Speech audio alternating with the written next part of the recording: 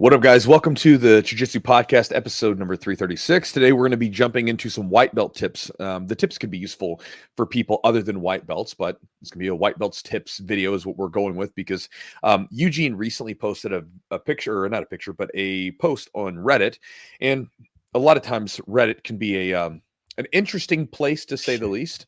You know what I mean? Sometimes not the most nice place. A lot of people are there just, trolling people, whatever. They've always been very kind to me, and I appreciate you guys in the Reddit community. But basically, he posted a thing, and he said, hey, if you had, what is a piece of advice you would give to yourself if you were a white belt over, again, that kind of thing. And people posted a bunch of them. And in true Reddit fashion, many of them were very silly and, quasi comedic.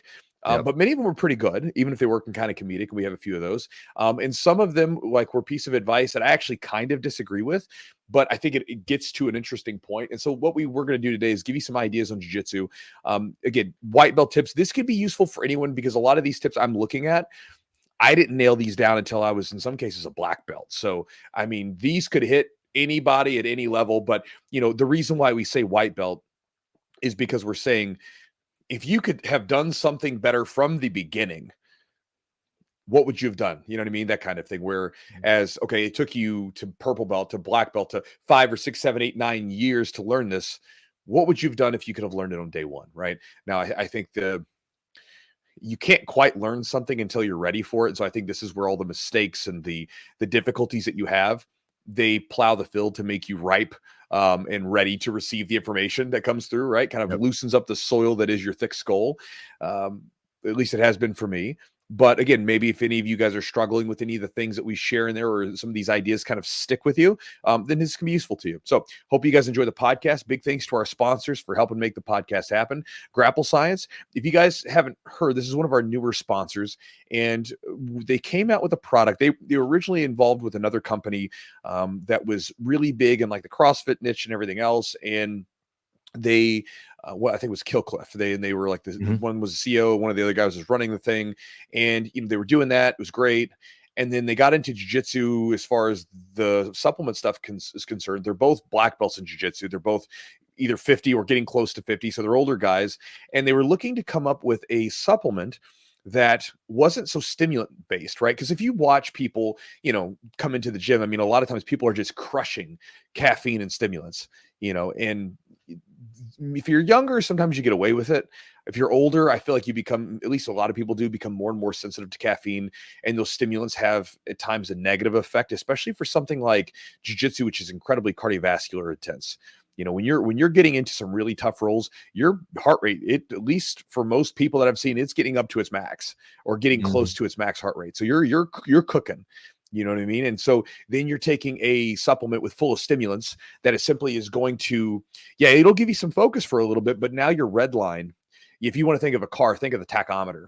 You got your RPMs there. Your red line is there, and then you have the idle, and the idle is generally pretty low. Well, essentially, when you're hopped up on stimulants, your idle is much higher, right? So your heart rate's increased, your blood pressure's increased, all these things, right? Which naturally happen as you get warmed up and everything else. But now it's happening before you're even warmed up. So as soon as you get moving, a lot of times I've seen so many people crush some caffeine, an energy drink, whatever, coming to train, and they just zap out of energy. So they wanted to create an energy supplement, a supplement to improve focus, but not do it with stimulants, right?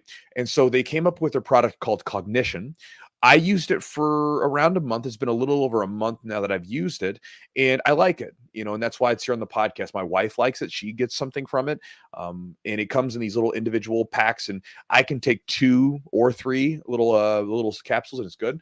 And again, what you'll notice from it, at least what I've noticed, I'll say it this way, what I noticed from it is just being a little sharper on the mats and not having, sometimes where I noticed it the most was the midday fatigue. Sometimes, especially if I'm doing a two-a-day training session, if I roll in the morning, lift in the morning, and then in the evening I roll or lift again, a lot of times in that second session, it's I'm wiped. I'm kind of tired, but I'm going to do it because I know as soon as I get warmed up, I'll feel better.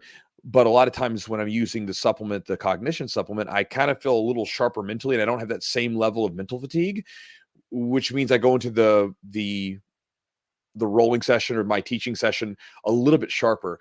I also, for whatever reason, I don't know what this is, I also feel like my teaching is a little bit better when I'm in that mental state a little bit, where I'm a little sharper. So anyway, if you guys want to check it out, go to grapplescience.com. The promo code is Chewjitsu20, CHEWJITSU20 for 20% off the order. Supports the podcast, and you can get a hold of a really cool supplement. Also, thanks to Charlotte's Web for supporting the podcast. Again, Charlotte's Web is one of the premier CBD companies out there.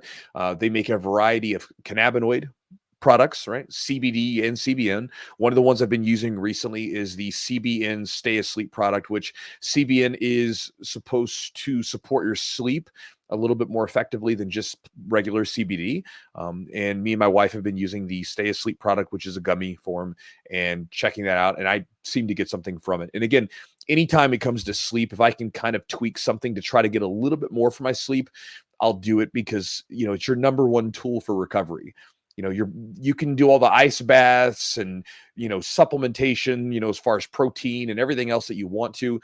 But if your sleep sucks, you're going to be in a foul mood. You're not going to have the same mental clarity, and your body's not going to be able to recover.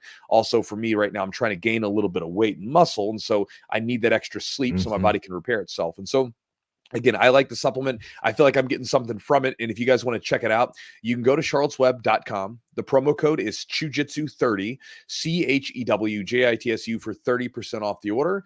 And again, you can use that for other products as well. But the Stay Asleep product is the one that I'm using right now and would recommend you try if you want to try to improve your sleep. Also, thanks to our buddy Matt at Epic Roll for supporting the podcast.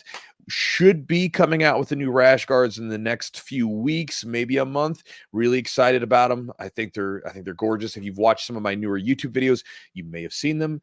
But again, Matt and the whole Epic Row crew, they make a ton of really great stuff. I was talking to one of our students today, and he was talking about how much he loves the no-gi shorts. We get our no-gi shorts made from Matt, the Epic Roll Velcro-less shorts, so there's no Velcro on it. They're so comfortable. And, I've got one pair of the original prototype shorts that I had made that are like 5 years old. 4 or 5 years old. I guess it was actually, no, I guess it was 5 years old. They're still going. They're in good shape. There's no Velcro to them. So there's no what I mean? Like, you use the Velcro, and then the Velcro would start to get loose and weak. Then you couldn't use the shorts, even though there's no rips or anything like this. So now, you don't have to worry about it. You have a drawstring. It's nice. And they're also really comfortable. So if you want to check out any of Epic Roll's stuff, t-shirts, rash guards, shorts, gis, whatever it is, he's got anything and everything jiu-jitsu related there. Go to epicrollbjj.com. And the promo code is Chewjitsu20 for 20% off the order. Also, if you guys want to support the podcast directly, you can do so by going to our website at patreon.com/the Jiu-Jitsu podcast. When you join up, you'll get access to the Patreon, which has a bunch of different perks, including an ad-free version of this podcast, in case that's interesting to you, or you would prefer that. Also, there is a library of content that we've been collecting over the last several years, which has everything from recordings of seminars that I've done, warm-up routines specifically for jiu-jitsu practitioners that Eugene's put together. A lot of people, they know they need to do things like cool down stretching. They know they need to do some warm-up stretching. They know they need to do these things, but a lot of times they don't know what they need to do specifically for jiu-jitsu. So Eugene put together some programs for that, and some routines essentially that don't take very long to do. And then on top of that, we also have special sections with the guests and everything else that we've had on there and more. If you want to check out the membership area, you can do so by going to patreon.com/the Jiu-Jitsu podcast. And guys, last but not least, if you would like to get more from your jiu-jitsu training by adding some focus, you want to get more skill, develop more ability faster, then go to my website at chujitsu.net/join. When you join up, you'll be getting access to my daily email, which will help you with all kinds of ideas and everything else that I share. But I'll be sending you an ebook, which is called Focus Jiu-Jitsu. And that Focus Jiu-Jitsu ebook has over 12 different strategies of essentially focused strategies for your rolling. So one of the things that most people don't have is control of their training. And so the idea of doing, certain situational rolling and stuff like that isn't on the table for them because they can't. Their coach doesn't do it. And so one of the things that I did was come up with all these different ideas of how you as a person, if you're walking into an open mat, if you're walking into an open rolling session, what could you do to squeeze out more from that training? Now, it's not very difficult. It's very simple. Everybody can do it from white belt to black belt. And it's stuff that I use to this day when I'm doing open mats and open rolling. But basically, you're going to add focus. And by adding focus and having clear objectives for your rolling, you will get better faster. Because one of the things that really holds most people back is they train and they train hard, but they don't really know what they're doing. They have no objective. They don't know why they're there. And so by doing this, you'll have a very clear as here's what I'm doing today on the mats. And if you follow that up with some consistency over the course of a few weeks to a month, you'll definitely notice a difference in those particular areas of your jiu-jitsu. It's been useful to me. And so if you want to get that ebook, you can go to chewjitsu.net/join and access it there. So with that said, guys, let's have a little fun today. So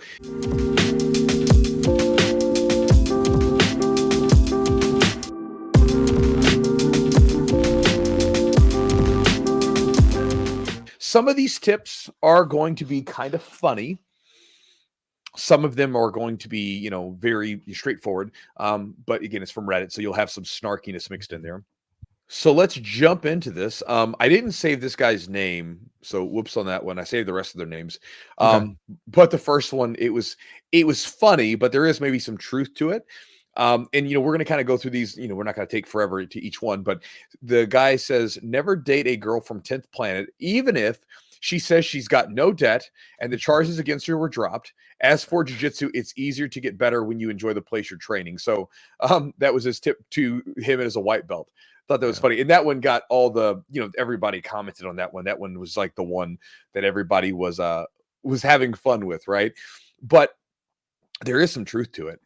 Something I've seen and something I've experienced in my own bearded life, right? So it's a mistake that I made, but I've seen this happen with men and women. It's not just guys, right? Is that when you sometimes when you're in a jiu-jitsu setting, you might come across a person of, interest that you might like to take as a partner, girlfriend, boyfriend, whatever with yourself, right? And because they're involved in this thing that you're doing, jiu-jitsu, you now have this common interest and it's so exciting, right? You're like, oh, wow, they do jiu-jitsu too. How cool is this? And what ends up happening in some cases is that people will sort of, it ends up making them blind, right? Because instead of going into it with like a normal relationship where they would sort of weigh out the pros and the cons and, give this person a reasonable, as best they could, a somewhat objective look, they're so blinded by the fact that they do jiu-jitsu, they think that that's cool, that they ignore all the red flags. I did this once, and I've seen this happen several times with different people where, there's a relationship that happens and everybody around them is like, this isn't going to be a good one. Might want to break this off now. And, it ends up being a disaster. Now, just to share with you guys, I'm not one of those people that's like, oh, you should never date in the gym.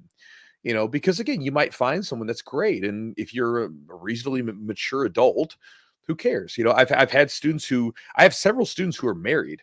I'm married to someone I met in the gym, right? So we meet in the gym. It's going to happen, right?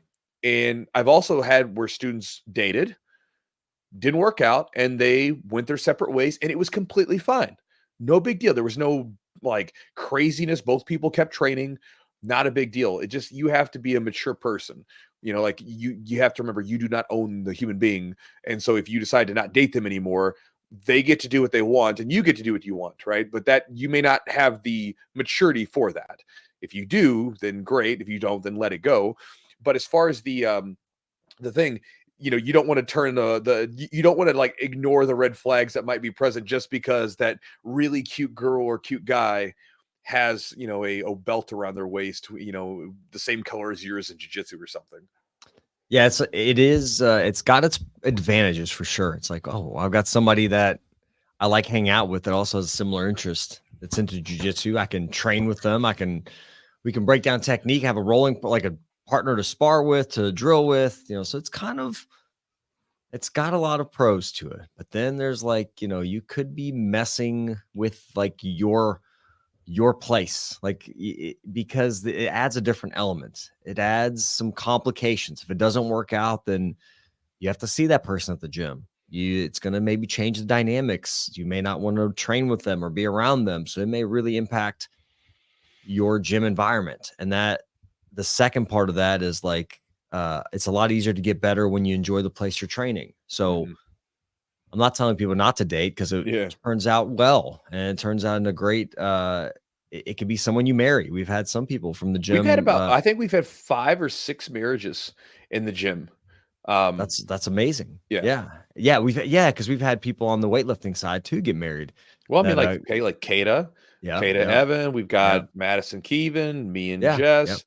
I mean, there's a couple more in there. It's like, I mean, there's been some long relationships.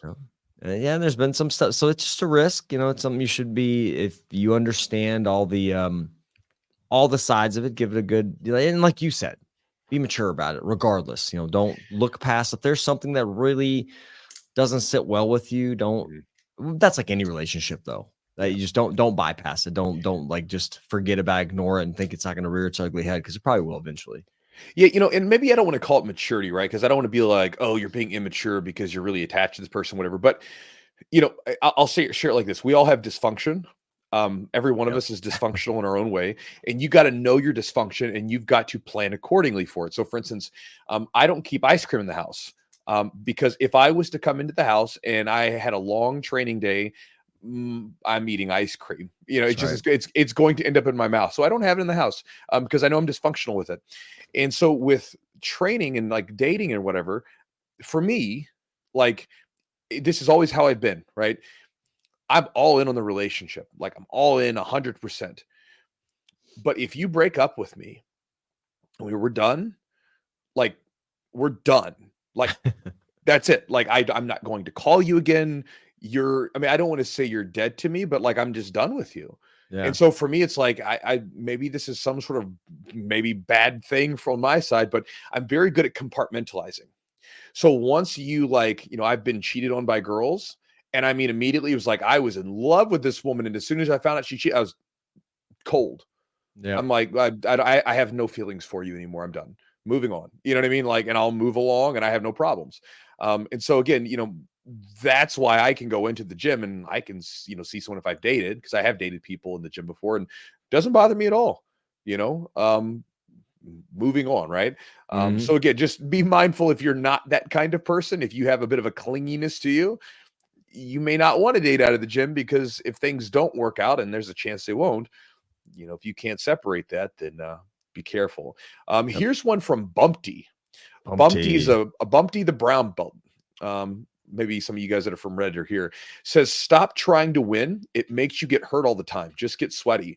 So this is pretty good advice, right? This is something that, I talk about all the time. You stimulate your skill, your body, don't annihilate it, right? Just get a little bit of work in, get some good training in, and then stop and back off. You don't have to. I talked about this in a YouTube video the other day. I was like, you don't have to join the cult of jiu-jitsu.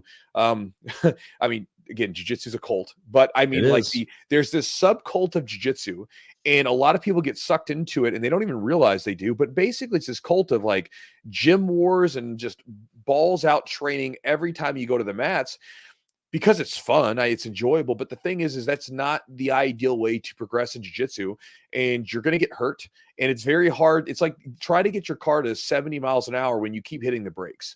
It's going to be very tough. And so if you train really hard, really intense to get injured, you're going to get stopped, right? And a lot of people that are getting into jiu-jitsu are a little bit older. When I say older, I mean like they're in their late 20s, early 30s, 40s, so on.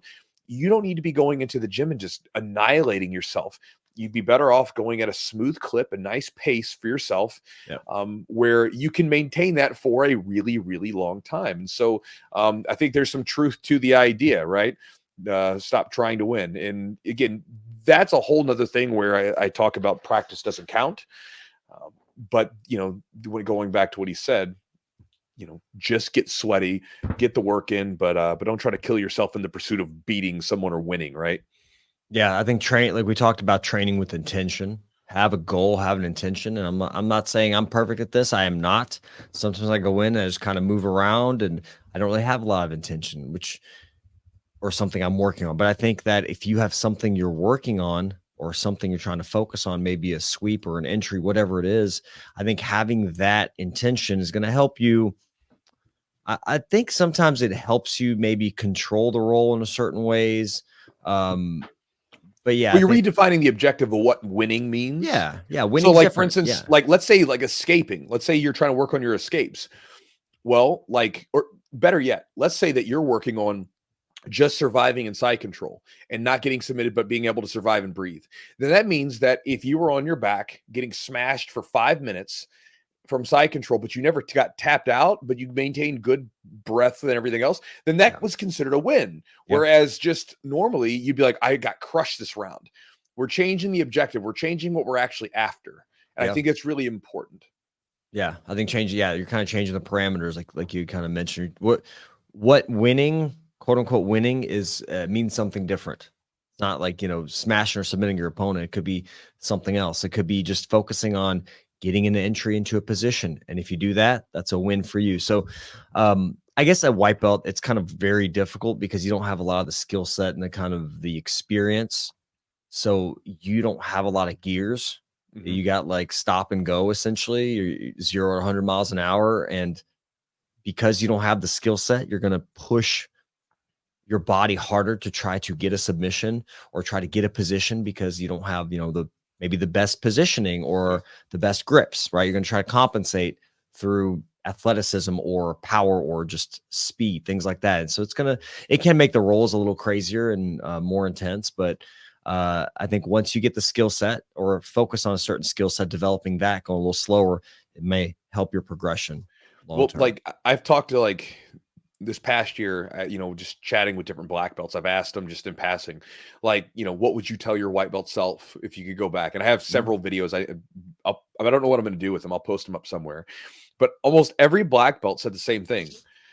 They would have told themselves, listen, you don't have to win every round, and because, and by winning, we mean getting the better of the person in a traditional setting. I got the sweep, I got the pass, I got this, that, whatever, right? Because a lot of that is, first off, it comes from an insecurity, right? Mhm. If you feel like you've got to beat the person every time that you're rolling, then again, one, we're missing sight of what we're actually trying to do, which is develop skill, Yeah. right? You could basically win the rolls and develop very little skill, whereas you could get smashed, but develop a good amount of skill that is going to be useful to you later, right? Right. Because you're developing things. But again, it's that idea that we have to try to win. And a lot of times it comes from a, insecurity a bit, right? And the thing is that every one of us that's trained long enough, and especially if we were really intense and did something, we would get to a point where we basically were winning most of the rounds. Mm-hmm. And you know what happens when you win most of the rounds? Not a damn thing. Like nothing changes. Nobody cares. There's no like spotlight that comes out. Like nobody cares. If you're trying to win, competition matters. If you're in a competition, that matters who's winning. But in the gym, you're trying to develop skill and smashing your partner over and over again while you develop no skill does nothing for your game. And so again, you can win all the rounds you want to, but nothing changes. It's one of those things where you're chasing this goal that you think is going to make you feel better, but really what will make you feel better is developing skill, having a focus on the things that you're developing, you're doing, and then getting better at it, and then being able to beat people, but having this constant progression of skill. And that's going to be far more rewarding than, man, I beat this guy during a roll, but I didn't do anything new. My game didn't improve, that kind of thing. Sure. Moving on to the next idea that someone said, this one was pretty funny. The guy was from Laid Back Purple, pardon, says, relax. Jiu-Jitsu's like farting. If you have to force it, it's probably shit. That's one of the best quotes I think I've ever one. heard. That's a really good one. So yeah. Kudos to that person. So, there's a lot of truth to that because, as I've gotten older, and I think we actually talked to, I remember talking to Chris Moriarty about it. And he was, I believe it was him, where he was talking about the idea that, like, when you're training, one of the easiest ways to not get injured is when you feel like you've got to really like force a move, just don't do it. Because it's like at those points where you're doing like your muscles are at their maximum contraction, you're pushing, your arms are at their maximum length, everything's at the maximum. Those are points where you can get injured. And I have seen that to be true, where a lot of times if I feel like I have to force something, like really push it through, I let go of it. Here's a great example with my submissions. When I compete, I'll preface it with this. When I compete, I actually have a very high rate of submission in competition, right? But in the gym, you would be surprised at how little I get in the ways of finishing submissions. And the reason being is that when I do submissions in the gym, if I have to force them through with like a good amount of strength or whatever it is, I typically don't try.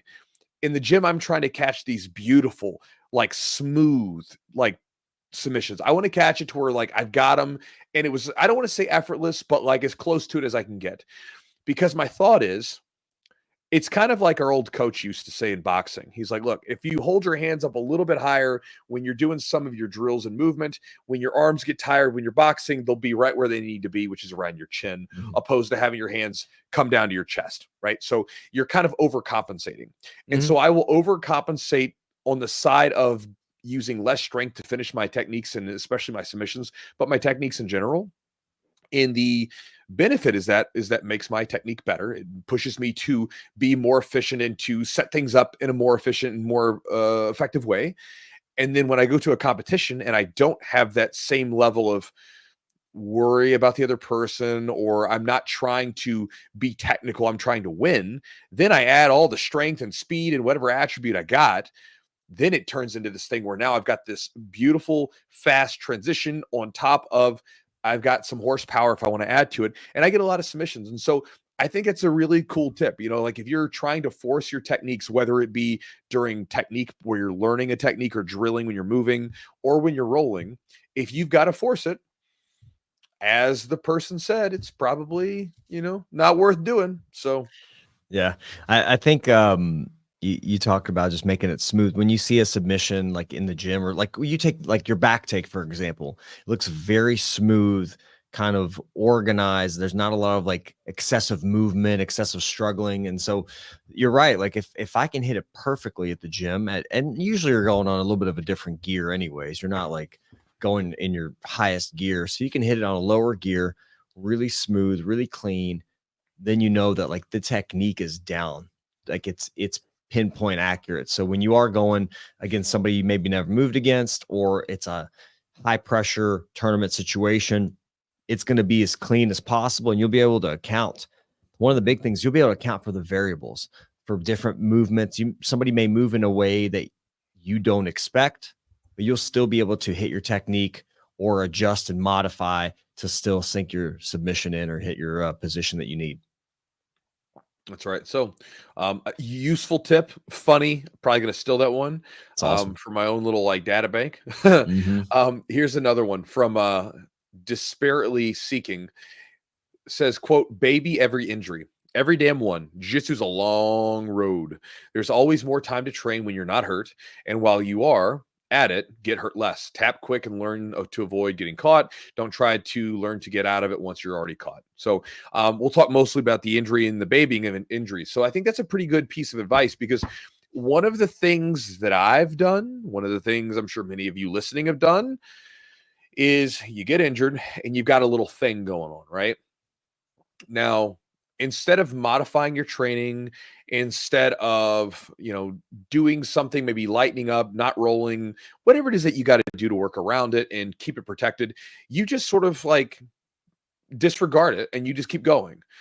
There's even times where like, I'll be rolling with someone and I know that something's bugging them, and I'll say, hey man, how's your wrist? Let's say it's your wrist. Or how's your shoulder? Oh man, I'm fine. Just whatever. I'm not a bitch. You'll get something like that. I'm like, like, I remember actually talking to one of the guys. I'm like, look, man, I understand you are a tough guy.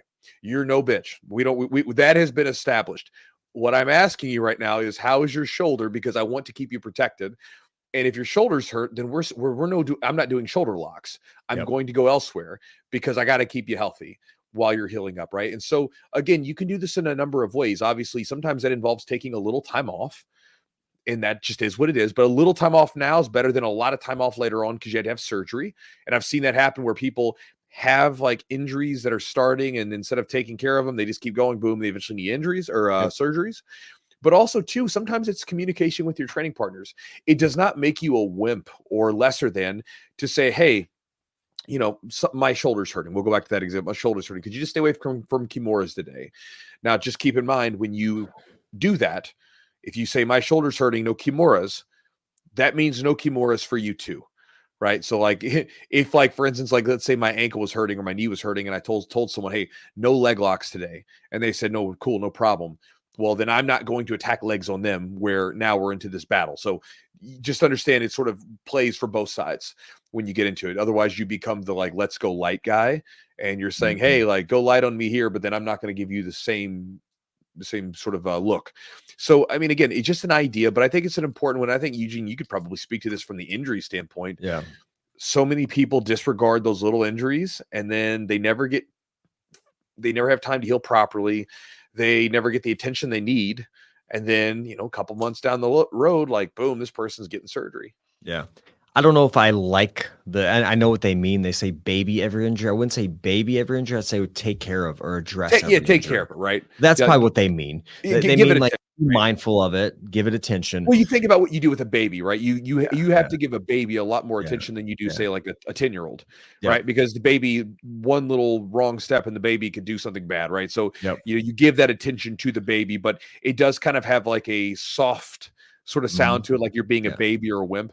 So I understand, but I take it as like, when you have a baby or a small child, you have to give them so much more attention and you have to be more careful with them than you say do like an older child. Yep.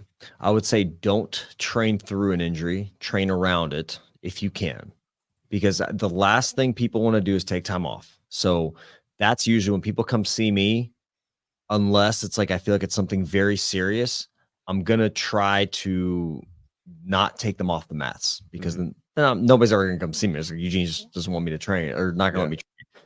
Not that I can stop you from training, but so I always try to tell people like you have to address it early. Like the longer something sticks around, the harder it is to treat. So like if you have an injury, I'm not saying just rest it. Sometimes decreasing intensity, things like that is good. Right. Rest isn't always the thing. You have to, if you have an injury to a ligament or a tendon, you have to address that properly. So, but you won't know that unless, so one thing I'm getting at in the weeds here. One thing is if it's not getting better, like maybe like within a week, it's not getting better. If it's just staying the same, then you may have something a little more serious going on. Again, some of the red flags I'll tell people, here's some red flags. If you're injured, if you have any kind of numbness, any kind of tingling down your arm or leg, if you have like sensitivity, like we talked sensitivity issues, if it's just consistently swollen, there's catching or locking in a joint. Those are all kind of red flags that need to be addressed. So like not every injury needs to be, you need to go see the doctor for, but like some of those things, like maybe your pain is very high and it stays high all the time and doesn't get any better. And then you have like instability or locking, catching, or numbness, tingling, things like that. Those are some red flags to think about, but going to it, try to work around the injury first if you can. And also don't let it linger. If it's been going on, not getting better, get some type of treatment for it. Seek a medical provider out that can help you figure out what's going on and how to correct it. Because sometimes rest isn't the best option. So doing something to work the tissue, get some movement in, get some strength back in the area, and take care of it early, then let it linger, become something worse down the line, like Chewy said, or like a worse injury, or it's just something that's really hard to treat. Yeah. And if you guys, if you ever have a problem, find a good PT that knows what they're doing. It's very useful to have someone take that look and assessment and figure out kind of some ideas that could help you. I've spoken to the podcast a bunch with on the podcast about Eugene.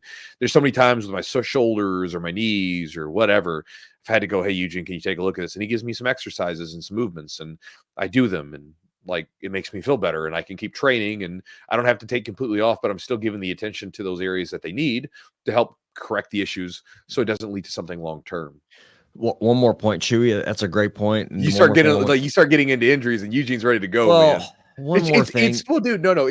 You're a black belt in dealing with injuries. So it is what it is, man. Like you have a deep knowledge about it. I understand the aversion because people are like, they'll go to the doctors. Doctors are like, well, just stop training. Stop doing that. Why are you doing that? And they just basically don't give them, they don't hear the person out because they don't take the time to understand what jiu-jitsu is and what it means and why you're doing it. So like, well, stop doing that or just to take time off.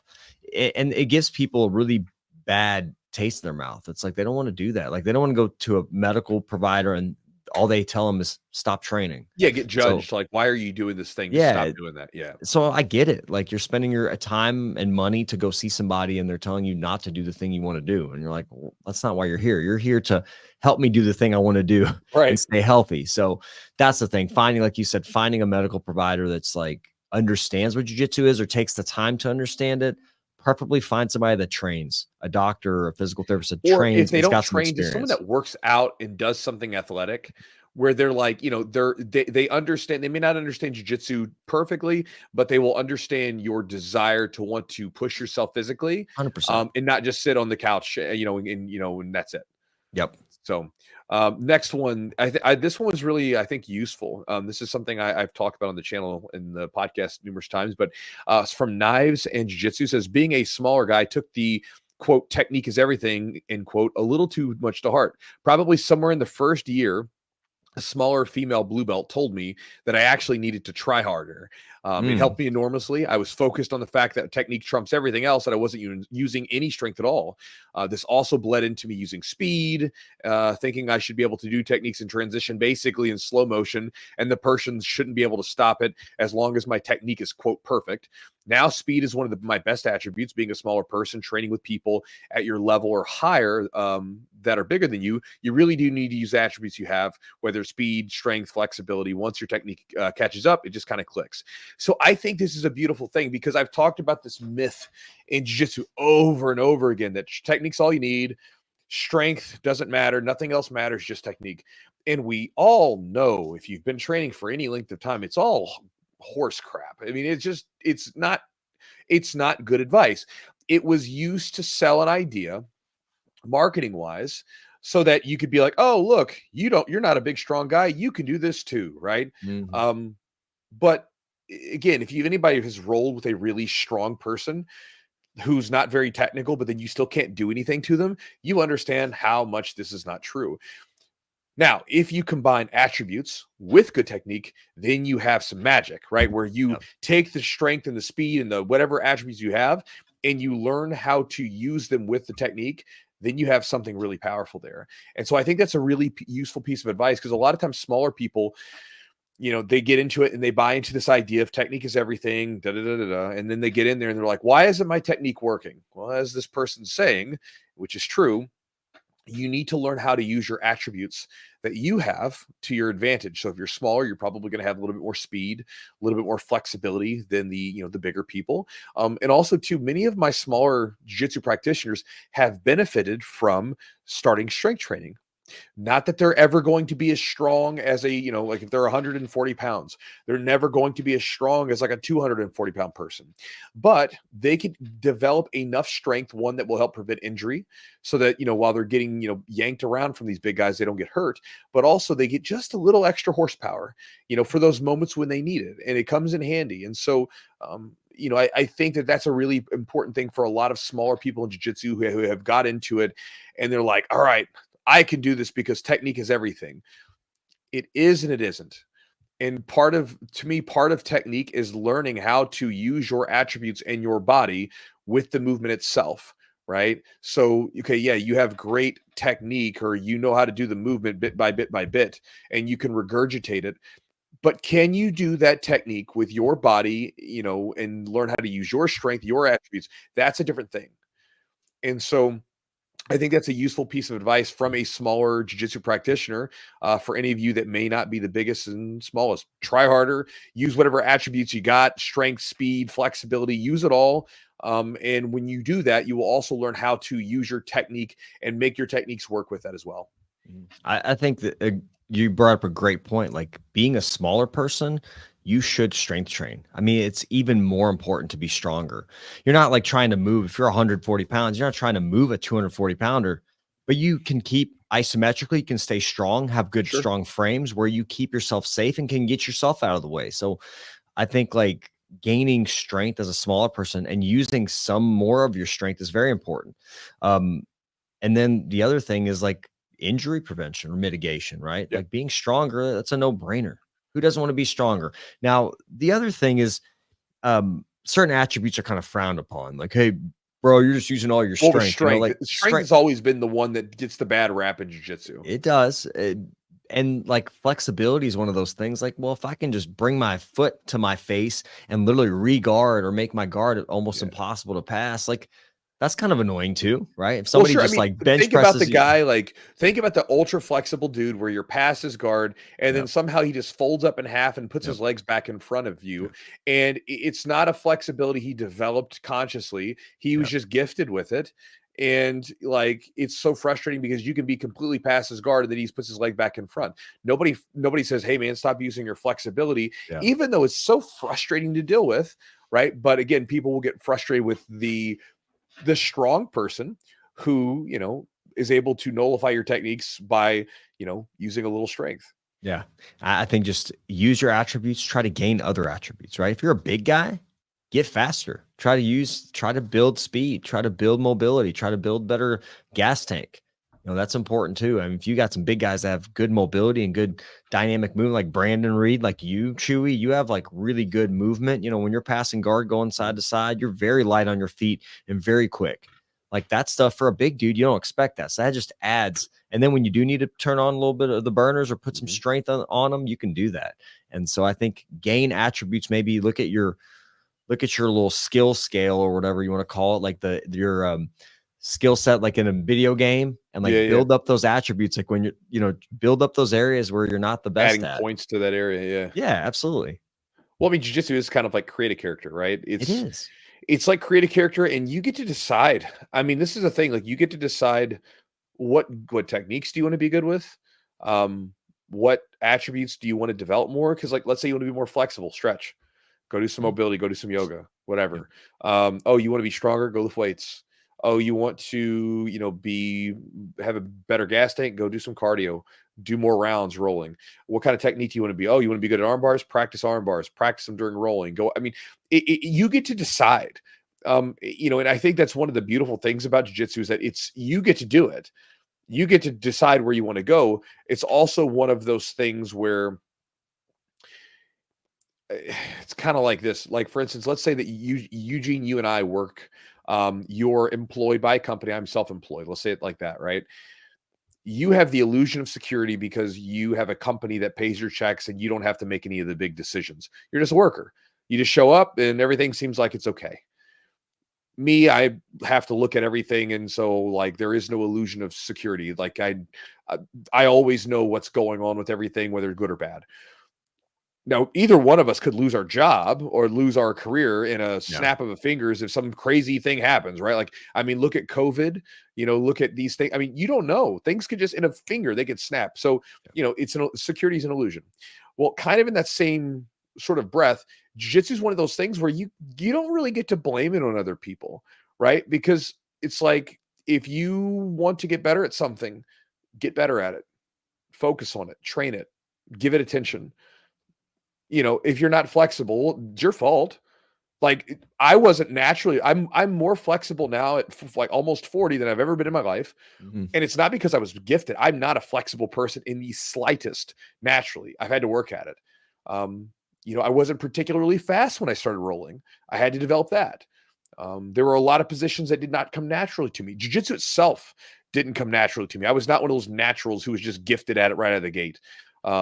Same with wrestling. Everything I've had to do, I've had to work at. And so, you have to remember to take ownership of your problems and everything else, right? Like if you're struggling at a position, fix it, work at it, ask coaches for direction, whatever. It's on you. It's not on anybody else. You can't blame it on anybody else. It's on you. So I like that about jiu-jitsu, but at the same time, I think sometimes if people are not used to putting that kind of burden on their shoulders, sometimes it can get a bit frustrating and it can be more pressure than what they're used to.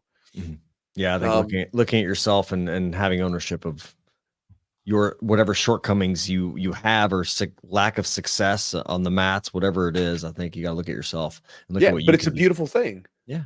Then you take that everywhere else. Yep.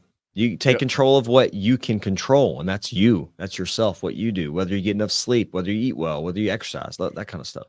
well, it goes back to the idea of dysfunction, right? So like if you get used to looking at yourself objectively in the mat, well, then we go over here to like the outside world. So like going back to the fact that I don't have ice cream and sweets and stuff in the house. Like I just know me. You know what I mean? So like, I just know what's going to happen if it's here. I know my dysfunction and I'm willing to look at it. There's no bones about it. Like, I know I'm weak in that area. So I just don't have it around. Sure, I could do this mental battle of will every night I walk through the kitchen, but I don't want to. I want to make it, I want my environment to support me. Right. So anyway, moving on. The next one is, this one's a big one. I see this a lot from new students. It's from Possession Top 8749. It says, ask questions in person, not after class on the BJJ Reddit forum. Don't be scared of black belts. Ask them about how they pinned your face with their head. Don't skip around. We'll talk about this one second, but then he says, don't skip rounds because you're tired. It's okay to be tired and get beaten up. Wanting to be fresh for every round means you're trying to win, and that's an ego problem. So we'll talk about that one second, but the first one is ask questions in class. There's two sides to it. One is that I know a lot of times when people are in class, questions don't pop up because they're in a state of like receptiveness where they're just being fed information. And a lot of times if you're in that state, sometimes you're not thinking about, well, what if, or you're not really thinking about it at all. So you're just there. But that said, if a question does pop up, don't be afraid to ask, your coach a question. And if for some reason you feel afraid to ask your coach a question, or they're like weird about it, maybe you need a new coach. Because that's kind of what we're here to do, right? We're here to help you out along the way. But don't be afraid to ask, because in most cases, the coaches want to help.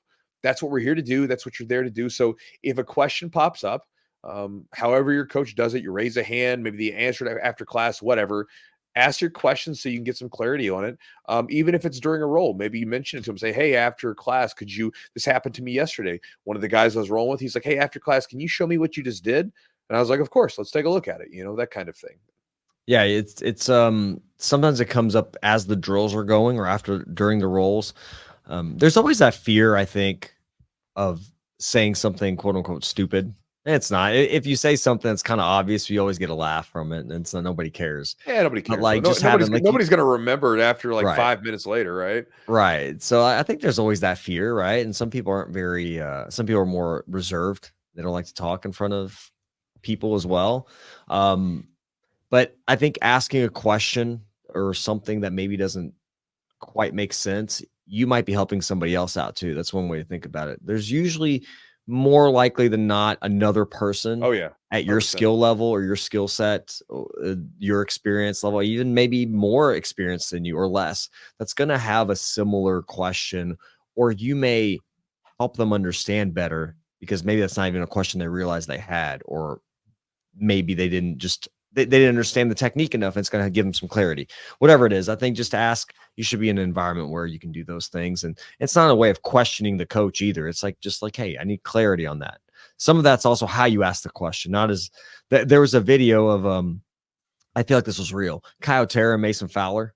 Have you seen this video? So Kaio is doing a lapel choke, and then Mason's like, no, that's not going to work. That's not going to work. I'm just going to do this. And so like they go through it, and Kaio like puts him to sleep during the video, and he like wakes up. I assume it's a real video because he was like kind of questioning him on it. And it wasn't like they were kind of joking. He's like, that's not going to work on me. And like he put him to sleep with this lapel choke, and it was hilarious. But I haven't seen it. Yeah, I'm gonna have to find it. It's like, it's a good one, but it's a different one. There's a different way to ask questions too. That's not gonna get you choked out. That's all I'm saying. Well, sure. And the thing is like, sometimes when it comes to the to coaches, right? Like I've seen coaches get really sensitive, and that's a them problem. You know what I mean? Like I remember seeing like a video of some coach who was like upset with people like laying around on the mat, like if they were like kind of leaning back or whatever. I'm like, like I remember in high school wrestling, you could lay in any position you wanted to. You just didn't want to be on your back. You could lay in your stomach. You could, whatever you wanted. And like, think about little children. This is one of the things I was talking to one of my students about because they sent me the video. I was like, think about little children. Look how they lay around and they watch something with the 100% just complete intent. They're just like, wow, focus, right? You get comfortable into a position. If you're like sitting there stiff as a board with your back straight, that doesn't even mean you're looking at me. Like you could be sitting straight, but you could be looking at me, but like, doesn't mean you're paying attention. How many people went to school in high school and you were sitting up straight, you weren't falling asleep, but like you were daydreaming because the teacher was boring, right? Whereas you go home and you're like laying in some funky way and you're watching a TV show and you're taking in the information. So, I think that sometimes that's an insecurity issue with the coaches if they, take certain cues or certain questioning the wrong way. That's a them problem. But again, if you're asking a question from a genuine place, and as Ralph Waldo Emerson said, right, like the effect of every action is measured by the depth of the sentiment from which it proceeds. Meaning, where did it come from in you? Right? Like that's what matters. Like a lot of times, if you have a question, if it's coming from a genuine place of curiosity, I want to know more about this, it will come through. If you're coming from a place of, I don't think this will work, that's probably going to come through too. And so understand maybe you may get into, you butt some heads. But again, coach, even if they think, or even if you, like, for instance, if you came to one of my classes and you said, I don't think that would work. I'm like, come on over here, I'll show you. And my guys have said that before. Like, it's like, I don't know, man. It doesn't seem like, let me show you. So again, don't ask the questions, right? Now, one thing I saw here was that, again, he kind of goes on and says, don't skip rounds because you're tired. It's okay to be tired and getting beaten up, whatever. So yes and no, right? Like, let's say you're coming back from an injury. It's a good idea to skip some rounds. You don't need to be super exhausted, because when you're exhausted, you're more likely to get injured because you're not as fresh. You're not going to have the energy to be, to protect yourself as well, that kind of thing. Right. So, sometimes it's a good thing when you're first coming into jiu-jitsu and you're new, it's a good idea to pace yourself and maybe take a rest round. If you're getting really exhausted, and you're just wiped out, your body's just cooked, take a breath, take a break. Why? Again, we're not thinking about jiu-jitsu for now. We're thinking about this 10 years down the road. And so one of the big things is we want to avoid injury, and we want to make sure you can keep training. And I don't, like I was telling one of the guys who came back from an injury, he came back to the gym and was literally pushing himself to the point where he was throwing up. And then he got to the point where every time he would get to the gym, he was having like panic attacks because his body was like, I am getting ready to go through this intense bout. And I had to tell him, just take a round out. It's okay. Like, you don't have to train like you did when you were, training really hard right before your injury. Just, you're a new person. And so I think sometimes there's a time to push it. If you feel like you're in good shape, but everybody's feeling healthy, but you're just like, man, I'm just a little tired. You can definitely push through that. But especially if you're newer, or if maybe you're coming back from an injury or whatever it might be, or you've had a layoff, it's okay to take breaks, especially if you're just getting back into it. You want to pace yourself. And so there is a time when you need to push it. And if you feel like you're good to do that, do that. And he's right. Take your lumps and get beaten up for a round. It's fine. But at the same time, don't necessarily push yourself into a point where it runs the risk of, injury or re-injury, or pushing you into a place where you're not quite ready for mentally yet because you haven't been on the mats that long. Yeah. I mean, the only thing I have to add is just listen to your body. Like, if you feel like, hey, I just need rest. If you're like, I'm kind of tired, I'd rather take a rest round and then I'm going to go, that way I'm fresh to beat somebody else up. That's not it. Like, take a round off if you feel like your body really is telling you and you need it. Not because you're trying to, I want to say be weak, but just because you're like, I want to be more rested for this next harder round or something. Yeah. No, push yourself. Being fatigued is not a bad thing. Being able to push through when you're tired is very good. And it's a great way to build some resiliency and build some tolerance to being uncomfortable. And usually when you're tired, you're uncomfortable, and it's going to make you dig deep. So with that said, like you said, Chewy, coming back from an injury, people get so excited because they haven't been able to train, and they're like, oh my gosh, this is amazing. I'm so happy I'm training again. And they push it too hard. They kind of overshoot that landing strip, and then they're like, aggravate their injury, and they got to take more time off. So one piece of advice I'll tell you, if you're coming back, at least one round on, one round off. That's at minimum. If you haven't been back for like a week or two, like, just start with one round on, one round off, and just see how you do. There's a lot of other variables, your intensity, who you train with, how you train, what positions you're in, but that's at the most basic. Start there and just see how you do. And then let's see, one more. This will be for the white belts out there. This one's from Nate Bills. I don't know. Nate Bills, there you go. It says, for white belts, or for the white belt me, that 40% you think your rolling is really like 90%. Chill the duck out, dude. Recalibrate your intensity and err on the side of too easy. He wrote duck, by the way, and not the F one. So I think this is interesting. So a lot of us as white belts are really spazzy and wild and everything else. And, we eventually come to the conclusion that it wasn't the smartest way to roll. I was a super spaz, by the way. I was crazy. Um, but as I've gotten older and dug a little deeper and work with some psychologists and stuff like that, the thing is like I could not have gone to myself and said, "Hey man, just chill out. You know, just chill. It's fine. Just chill out. Just relax." It wouldn't have been that simple because a lot of people, they're dealing with a lot of stuff that all of us, it can go back to our dysfunctions. As as you grow older, your body absorbs a lot of stuff. For instance, like trauma. There are many people that have experienced trauma. And trauma isn't just like a mental thing, right? Your body and mind are not disconnected. They're all connected. And so Yep. your body stores some trauma. So for instance, for me, trying to just chill out when someone was like holding me to the ground, just it wasn't really an option. I had to be in that position more and learn to relax because it brought up, and I didn't even realize that it did, but it brought up stuff from my childhood, being pinned down and held down and not whatever. Like it freaked me out, right? From like sexual abuse. And so you don't think about that when you're an adult because it's not there. It's deep somewhere in the recesses of your brain, but there's stuff going on. Or being in fights and, getting jumped and how that changed things. So sometimes it's not as easy as just snap your fingers. Hey, chill out, dude. And I Yeah. think that's important because a lot of times you have white belts that are very relaxed and then you'll have white belts that are not relaxed. And we think it's just something that they can just turn on, turn off. And you got to understand, sometimes it's a little bit more in depth than that. Sure, sometimes it could be an ego issue. Sometimes it could be they're just trying to win really hard and that sort of thing's going on. But sometimes they're dealing with some stuff. I've had several women come into the gym and it's like they're doing fine. And then as soon as they end up on a back position where someone's sitting on top of their chest, it's like you can just see the wheels turning and they're going through a freak out mode and they're having Yep. to deal with it. And that's just something, there's no way to circumvent the process. You can't just say, hey lady, stop freaking out. Everything's fine. Don't work that way. It has to be something that you feel, right? Because as I've said many times, jiu-jitsu is about feeling. It's not about seeing. It's not about talking about it. It's about feeling. How do you know a technique works? You felt it. How do you know the pressures on a person? You felt it, right? How do you know that you can relax in a position? Because you felt it. And that takes time to develop that comfort. And so for any white belts that experience a certain level of like spazziness or whatever, and people are telling you to chill out, obviously you want to work towards that.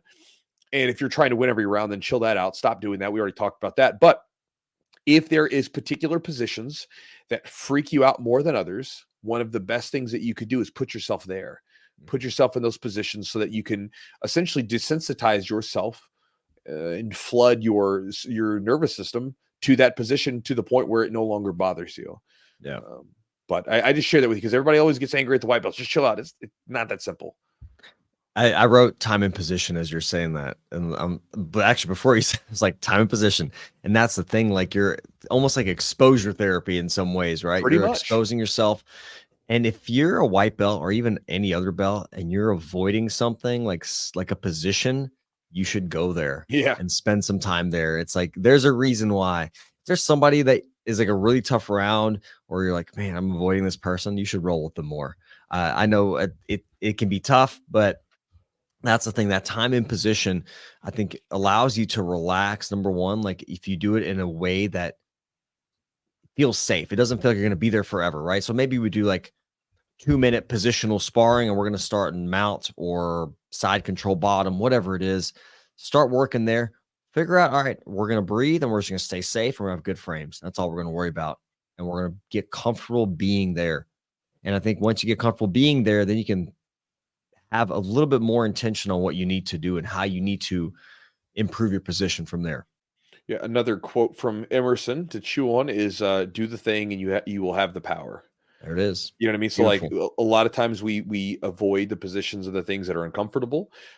We naturally like to play the games we're good at, but a lot of times some of the best stuff you can do is to go into those positions. Like, years ago, I remember my coach making me play from guard, even though I didn't want to play from guard as a wrestler. It was one of the best things that I could have done at that point because it made my guard game better and I was able to sweep and submit from there. But then also I knew what the person on the bottom was doing. So when I was trying to pass someone's guard, I was able to actually effectively pass their guard and stay out of submissions because I knew what they were doing. Right.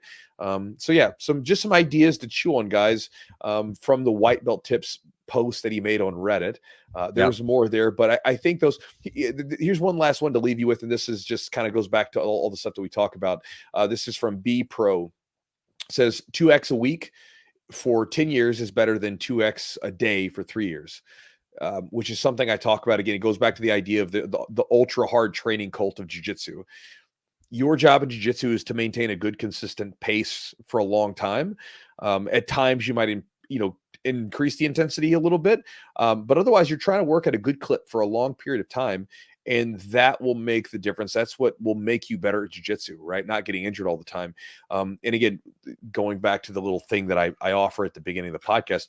One of the things to do if you want to get more from the training, I know we have a lot of people that are older, or you guys have careers and life things going on, right? Is to add focus to your training. So you can do this a number of different ways. If you would like some strategies on how to do that, you can go to my website at my jiu-jitsu.net/join is the website address. You go there. I have obviously be signing up for my daily email if you want to get it, but you'll receive my Focus Jiu-Jitsu ebook, which has 12 different rolling strategies that you can use during your open mats. And so the idea behind that is there strategies I've used, strategies that I've seen other people use, and you can do it during your open rolling. So you don't have to start drilling. You don't have to change everything about your training. All you got to do is just when you go to those open mats, you have open rolling, you have something to clearly to focus on, and it'll give you some ideas on what you could possibly choose. And if you do that, it changes the parameters of the roll. It changes what you're focused on. It gives you very clear objectives, and I've experienced a lot of benefit from it, and I recommend people do it more often than not. So again, if you want to check that out, go to jiu-jitsu.net/join. Eugene, did you want to add anything else in, bro? No, man. I am probably a perfect example of that 2 times a week for 10 years. Mm-hmm. I've been training for probably 15 years now. I don't know how long it's been. It's been a while. And being always having something else on my plate, whether it's job or school, family, whatever it is, it's been really hard for me to really get in the gym more than like 3. There was a time I think I made it in like 3 or 4 times a week. Yeah. But 3 is like a sweet. What's that? But I said before the kids and stuff. Yeah. 3 times a week is like perfect for me because I get to, supplement that with like weightlifting and some other things to keep my body healthy. But I always had that little bit like after I have a day off, I'm like, oh, I'm ready to get back to training. So I always had that hunger to train. I think sometimes if people start out, they get really into jiu-jitsu. Number one, it takes a while for their bodies to adapt to the stressors of jiu-jitsu, and you can also get burned out. I mean, it can be a grind sometimes. Obviously, many people love jiu-jitsu and they can do the 2-a-days if they're professionals and things like that. But 2-a-days for most people is really tough, or even like every day for most people is really tough because it's really hard to keep your body maintained. So I think consistency is important. And if you can stick with 2 to 3 times a week and have good intent in your training, like Chewy mentioned, you have an intention when you're training or something you're working on, and you're also going to have that little bit of desire, like, man, I'm excited to get to training. I've had a couple of days off or a day off. I'm ready to get back in there, work on some techniques, and just be at the gym and train hard. So that 2 times a week for 10 years, it will get you, you may not progress as fast as some people, but like you're going to get better. If you do the right things outside of the gym, you can absolutely get better, and you can keep healthy and be a decent jiu-jitsu practitioner while you're at it. That's right. Well, and that kind of goes back to just knowing your goals. If you're getting into this and you're not like super young, and you're probably not going to be some world champion. So again, adjust the training to fit your goals. If you're doing this because you want to enjoy it, you want it to become part of your life, not your entire life, give it its rightful place. Right. Yeah. And guys, with that said, hopefully you enjoyed the podcast here today. Hopefully you got something from it. And I know many of you guys send me messages on Instagram and things like that you do. If you guys listen to the podcast and you enjoy it, I don't always share this, but I share this from time to time. If you're listening to a podcast app that has a, function where you can give us some thumbs up or some stars or whatever the hell it is that they use, we'd appreciate some. Hearts, whatever. If you don't think, yeah, heart's right. If you don't think we're worthy of a 5-star review or a 3 tacos or whatever the heck they have, then shoot us a message. Let us know what about the podcast you don't like so we can improve on it. Otherwise, we'd love to have a rating or review from it. It helps grow the podcast. It helps us out and everything else.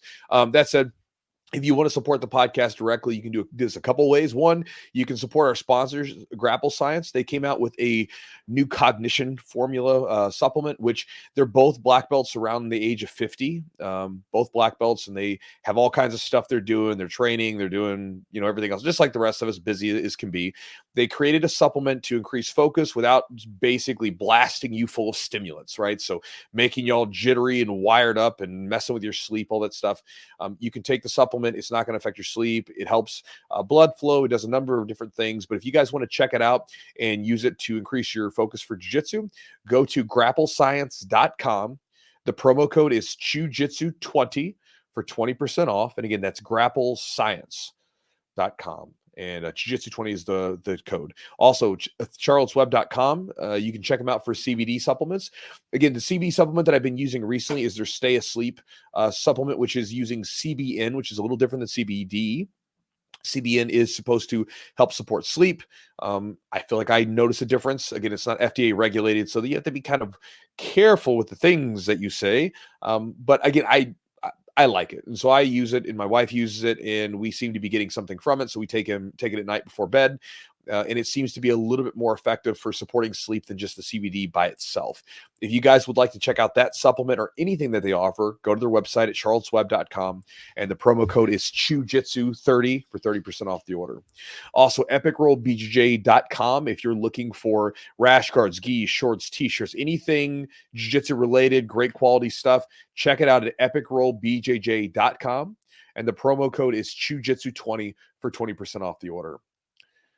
And last but not least, guys, if you would like to support the podcast, you can become a patron at our Patreon, patreon.com/the Jiu-Jitsu podcast. When you join up, you'll get access to an exclusive library we've created, which has segments with each of the guests we've had on in the podcast, some unreleased video footage and B-roll stuff that's not released anywhere, behind the scenes stuff. We also have some warm-up routines specifically for jiu-jitsu. So I share this with you guys.